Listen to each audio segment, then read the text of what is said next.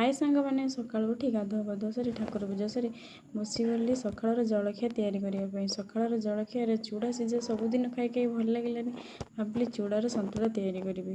ଚୁଡ଼ା ସନ୍ତୁଳାରୁ ମନେ ପଡ଼ିଲା ଯେତେବେଳେ ମୁଁ ଆମ ଘରେ ଥିଲି ସେତେବେଳେ ସକାଳୁ ଚୁଡ଼ା ସିଝା କି ଚୁଡ଼ା ସନ୍ତୁଳା କି ଚୁଡ଼ା ମୁଢ଼ି କିଛି ବି ଯାଉନଥିଲା। ସକାଳୁ ଉଠିବି କେମିତି ପଖାଳ ଖାଇବି, ଆଉ ଯେଉଁଦିନ ଆମିଷ ଖାଇବା ବାର ହେଇଥିବ ତ ସେଦିନ ରାତି ସାରା ନିଦ ହେବନି, କେମିତି ସକାଳୁ ଉଠିବି ଶୁଖୁଆ ଚଚଡ଼ା କରିବି ଆଉ ଭାତ ଖାଇବି।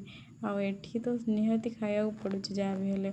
ଏଠି ତ ଚୁଡ଼ା ସିଝା ଯାହା ବି ହେଲେ ଖାଉଛି, କିନ୍ତୁ ଯେତେବେଳେ ଆନ୍ଧ୍ର ଯାଇଥିଲି ଏକ୍ଜାମ୍ ଦେବା ପାଇଁ ସେଠି ଟୋଟାଲି ଚୁଡ଼ା ବି ଦେଖିବାକୁ ମିଳେନି। ପ୍ରତ୍ୟେକ ଦିନ ସେ ଯେଉଁ ରାଗ ତରକାରୀ, ରାଗ ଭଜା, ପ୍ରତ୍ୟେକ ଦିନ ତାଙ୍କର ପୁରା ଟମାଟୋ ଦେଇକି ଲଙ୍କା ପୁରା ବାଟିକି ପେଷି ଦେଇଥିବେ ତା ଭିତରେ।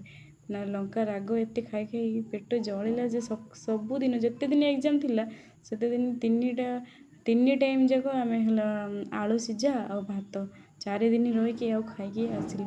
ଆପଣମାନେ 4 ଦିନ କ'ଣ ଗୋଟେ ଦିନ ଆଳୁ ସିଝା ଖାଇଲେ ବି ଭଲ ଲାଗିବନି। ସକାଳେ ସନ୍ଧ୍ୟାବେଳେ ବେଳଓଳି 3 ଟାଇମ୍ ଗୋଟେ ଜିନିଷ ଖାଇ ଖାଇ ପୁରା ବୋରିଂ ଲାଗୁଥିଲା। ଫେର୍ ବି ଏତେ କଷ୍ଟରେ ଏକ୍ଜାମ୍ ଦେଇ ପଳେଇ ଆସିଲୁ। ଏହା ଭିତରେ ମୋର ଚୁଡ଼ା ସନ୍ତୁଳା ହେଇଗଲା, ମୁଁ ଏବେ ଖାଇଲି। ଦେଖନ୍ତୁ ରହୁଛି ସାଙ୍ଗମାନେ, ବାଏ ବାଏ। ଭିଡ଼ିଓଟି ଭଲ ଲାଗିଥିଲେ ଲାଇକ୍, ସେୟାର, ସବସ୍କ୍ରାଇବ୍ କରିବାକୁ ଜମାରୁ ଭୁଲିବେନି। ଜୟ ଜଗନ୍ନାଥ।